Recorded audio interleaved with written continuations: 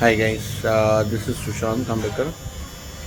मला आज माझ्याबरोबर झालेल्या एका फ्रॉडबद्दल डिस्कस करायचं होतं, ज्यामध्ये मी ॲक्च्युली माझ्या मुलाला कुत्रा घ्यायचा होता. त्यामुळे मी ऑनलाईन सर्च केलं, बरेचसे मिळाले. इंस्टाग्रामवर व्हिडिओज मिळाले, सगळ्यांना पिंग केलं, कुठला कुत्रा कुठला किती रुपयाला मिळतो ते बघितलं. मला घ्यायचा होता बिगल. त्यामुळे मला मुंबई डॉग्स म्हणून एक साईट आहे, त्या ह्याच्यावर मी सर्च केलं, त्याला नंबरनं कॉल केला, तर तो बोलला मला की माझ्याकडे आहे आणि अर्जंटमध्ये तो विकायचा आहे, तर तो 6,000ला मिळेल तुम्हाला. तर मी म्हटलं द प्राईस इज वर्थ. आणि मग मी त्याला विचारलं की आम्ही कुठे येऊ शकतो त्याला बघायला. तर तो बोलला आम्ही मागवतो पुण्यावरनं, त्यामुळे तुम्ही जर पाहायचा असेल तर मी दाखवू शकत नाही, पण तुम्हाला फोटोज पाठवतो. सगळं झालं सर. मी पण थोडा टेम्प्ट झालो की 6,500मध्ये त्यांनी फायनल केलं. त्यांनी सांगितलं की मला तुम्ही अमाऊंट ॲडव्हान्स द्या, म्हणजे मी ते डिलिव्हरी करायला घेतो. मी त्यांना सांगितलं की मी CODवरती पाठवा मला तुम्ही. तर तो बोलला नाही. त्याच्यानंतर मी त्याला म्हटलं की मी थोडे पैसे देतो, 500,000 देतो आणि मग तुम्ही पाठवा. नाही, कारण त्यांनी तो बोलता की मी ह्या प्राईजला मी देऊ शकत नाही, कारण ही हाफ प्राईज आहे जवळजवळ, म्हणून मी तुमच्याकडनं फुल ॲडव्हान्स मागतो आहे. मी म्हटलं आता दुसरं कुठे मिळणार हाफ या प्राईजमध्ये, म्हणून मी अमाऊंट ट्रान्सफर केले. व्हॉट्सॲपवर त्यांनी सगळं हे केलं, डिलिंग केले. त्यांनी मला 2 QRs पाठवले वेगवेगळे, आणि त्याच्यावर मी त्यांना ट्रान्सफर केले पैसे.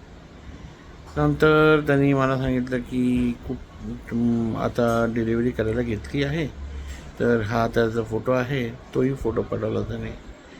त्यानंतर तो बोलला की आता पुण्यावरून निघालेली आहे गाडी आणि इथे पोचेल, तुमच्या घरी डिलिव्हरी होईल. एकदा बोलला की नाशिकवरून निघाला आहे, एकदा बोलला पुण्यावरून निघाला आहे. तेव्हा थोडंसं हे झालं, पण नंतर बोलला की लोणावळ्यापर्यंत आले आहेत ते लोक, तर तुमच्या घरी येतील दादा, ते 1-2 तासात पोचतील. आम्ही 9:30पर्यंत थांबलो, पण काही त्यांनी रिस्पॉन्स द्यायचं बंद केला. मग त्याला कॉल केला तर रिस्पॉन्स द्यायचं त्यांनी बंद केला. मग मी सायबर क्राईमला फोन केला. त्याच्यानंतर त्यांना सांगितलं की असं असं झालेलं आहे, तर त्यांनी ती माझी कंप्लेंट रजिस्टर केली. ती कंप्लेंट रजिस्टर करून झाल्यानंतर मला सांगितलं की पोलीस स्टेशनला जा आणि तिकडे तुम्ही ती कंप्लेंट आली आहे म्हणून सांगा. तर मग मी गेलो पोलीस स्टेशनला. त्यांच्याकडे ती आली नव्हती आणि त्यांनी मला एक लिंक पाठवली होती, ज्याच्यावरनं ते डिटेल्स भरायचे होते आणि ते त्यांना द्यायचे होते, सबमिट करायचं होतं.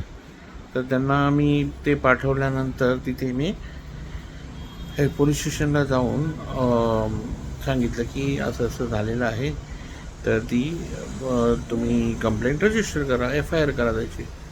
तर ते म्हणाले की आम्ही पहिले बँकेकडनं जे ट्रान्झॅक्शन झाले आहेत ते फ्रीज करणार, त्यांचं अकाउंट फ्रीज करणार, आणि मग नंतर तुम्हाला मग आम्ही कळू काय करायचं. ते झाल्यानंतर त्या पोलीस स्टेशनवाल्यांनी सांगितलं की मला कोर्ट ऑर्डर आणायची आहे, जी कोर्टातनं मिळते, आणि त्याच्यावरती काय ते रिफंड ऑफ मनी काय प्रॉपर्टी परत मिळण्यासाठी त्यांना कोर्ट ऑर्डर पाहिजे. ठीक आहे, मी म्हटलं काय असेल, एक छोटं मोठं डॉक्युमेंट असेल जे आपण घेऊन तिकडे जाऊया आणि त्यांना देऊया. दुसऱ्या दिवशी मी कोर्टात गेलो. कोर्टाजवळ त्यांना विचारलं की बाबा हे कुठलं फॉर्मॅट आहे, काय करायला लागेल. तर त्यांनी सांगितलं की तुम्हाला ॲडव्होकेट करायला लागेल. आता ॲडव्होकेट गेल्यानंतर तो मला म्हणाला की मी काही एवढ्या छोट्या केसेस घेत नाही, 6,500ची केस. त्याच्यामुळे म्हटलं की काहीच करू शकत नाही. त्याला मी जर 10,000 रुपये 15,000 रुपये ॲडव्होकेटला दिले तर काही उपयोगच नाही आहे. त्यामुळे मी त्यांना सांगितलं की थांबतो. नंतर असं झालं की मी जस्ट डायलवरती चेक केलं तर काही वकिलांनी सांगितलं की असं म्हणजे ते लोक घेत नाही अशा केसेस, पण त्यांच्या ज्युनियर्स कोण असतील ते त्यांना सांगतील आणि मला कळवतील. मी थांबलो काही दिवस आणि त्याच्यानंतर एकच त्यांनी सांगितलं की नाही असं कोण सध्या मिळत नाही आहे, पण एक जण तयार झाला की तो बोलला 1,500 मी करतो. पण मला ती रिस्क घ्यायची नव्हती की कोर्ट ऑर्डर मिळेल की नाही मिळेल आणि त्याला किती दिवस जातील. त्यामुळे ते मी पाणी फेडलं. पण आज आपल्याला हे